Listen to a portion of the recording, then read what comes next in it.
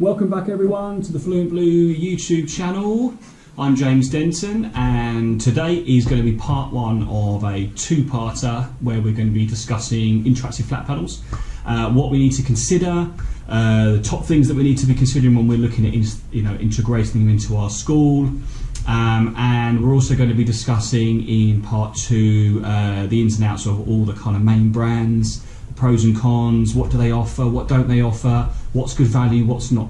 So we're going to be discussing lots of different things over the next two parts. So today I wanted to break it down into three kind of core areas which we sort of really do feel that are the most important when looking at this type of technology. So the first and I think one of the critical elements which sometimes gets overlooked is the installational requirements and what are your options. We're all used to having an interactive whiteboard projector set up where it goes on the wall, and that's about it. With screens you've got a couple of extra options which I always find is good. So you've got your traditional fixed height, pop it on the wall, it stays where it is type of setup, as if it was a screen on the wall at home, for example. That's pretty standard and works in most areas, to be fair. What you also have the option of is a height adjustable solution, and that does give you that access to be able to lower and raise the screen depending on the age range that you're teaching or how the teacher wants to use it in the classroom. Fantastically popular in early years, year one, possibly year two, where the teacher does want that flexibility to put the screen up and down. So that is a really, really good solution to have. We too tend to find that schools have a bit of a blend when they start looking at the installational requirements. After our Fluent Blue guys have surveyed the jobs, we do tend to find that we advise that it is a little bit of a blend on it, dependent on the age group and year group, so you can really maximise how you use the screen within the whole class. So that's definitely one thing to consider. The second thing is looking at the fundamentals of where you're installing it. So interactive flat panels, IFPs, I'll abbreviate that for you, make things easier, are quite heavy. And they have got lighter, but they are still quite heavy. So traditional classrooms where you've got an interactive whiteboard, etc. on the wall, they're not very heavy, they don't need that many fixings, nice and easy. These screens are heavy. So especially if you've got a new school where you've got a lot of kind of stud wall, partition wall, internal walls and classroom walls, you do tend to find they can't really take the weight. They're non-load bearing walls. So please take care when you're looking at that to see whether it is a solid wall, because it will have an impact in what you can actually put on them. There are options: heavy duty wall mounts, multiple fixing points, and also load bearing mounts can also be introduced, which we do, to spread the weight obviously off the screen. So don't think, oh no, because I've got a stud wall or a partition wall I can't put one up. It is doable. We just need to survey it and make sure it's all okay. So please take those things into account when you're looking at these screens, because they will have a cost implication, and ideally you, like I said, you want to make sure they're installed properly and to exactly how the teacher and the students are going to use them. So that's the second thing. Next really is the size of the screen. That's important. Traditionally, you're looking at, for an interactive whiteboard, anywhere between sort of 66-inch diagonal and 77. They tend to be the ones that we would see the most.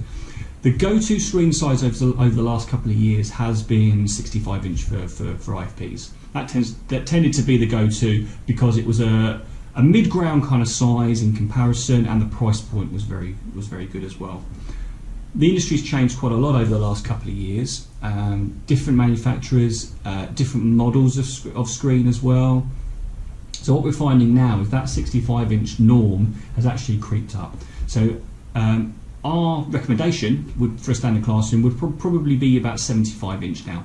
That would be the screen size that I would say offers you the best value and display itself in terms of visual impact and budget. So that would be where we would pitch ourselves, I think, at the moment. 75-inch would be the perfect size to look at.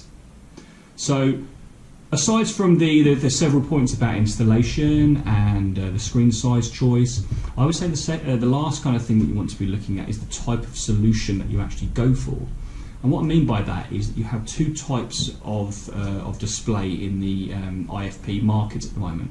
You've got the premium software wrap solutions, and then you've got the cut down sort of more panel only solutions. Now the major differences between the two, now the screens put alongside each other are basically the same. They all use the same kind of components, the same kind of quality of glass, the same internal components. They're all multi-touch, they're all 4K, they all have the Android operating system built in, so you have fantastic annotation tools built into them. That's pretty much a standard across all the brands and all the manufacturers. The premium solutions will come with a more feature-rich range of software with them. So you might get some multimedia based software which will allow you to create really interactive presentations, and you'll also have something like Smart Notebook, Active Primary, links, that type of thing, where you'll be able to create your kind of more traditional templates to be used. That tends to be the premium wrap. You will pay for that, so there is obviously a cost implication to that. On the solution where you have more of a cut down version, you will have a high quality screen, amazing built-in tools, but the software that comes with it will be a slightly lesser sort of construction. So you'll still get the annotation tools, but you might not necessarily get all the bells and whistles that you would do on a fully blown solution that you're obviously paying a premium for. But it can still be used very, very effectively in a very traditional way of how you're used to using it. But again, like I said, because of the inbuilt tools, it's still a fantastic solution. So what you need to decide really as a school is, are we a school that relies on the software and that is our primary way of actually using interactivity in the classroom? Or do we actually use more web-based solutions? Have we got subscriptions for various websites and online portals? Do we use things on 365 or Google's Classroom platform, where it's all kind of cloud-based, web-based learning, and you just want the facilities to be able to annotate over the top of that?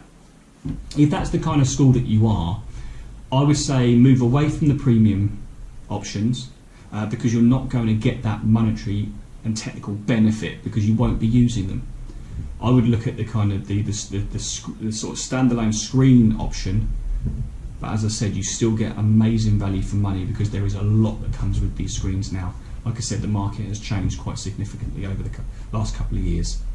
So they are going to be the main three factors. So installation, screen size, and whether you go for a premium or standalone solution. They are the three things that are going to be your starting point for your decision.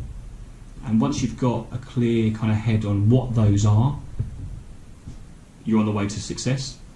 In part 2, we're going to be looking in a little bit more detail at each of the main kind of brands and manufacturers out there, what they offer, what you actually get for your money, and the differences between them. So again, we can formulate a bit of an educated decision on what works and what doesn't work. Each of you are going to be very, very different. You're going to have different requirements.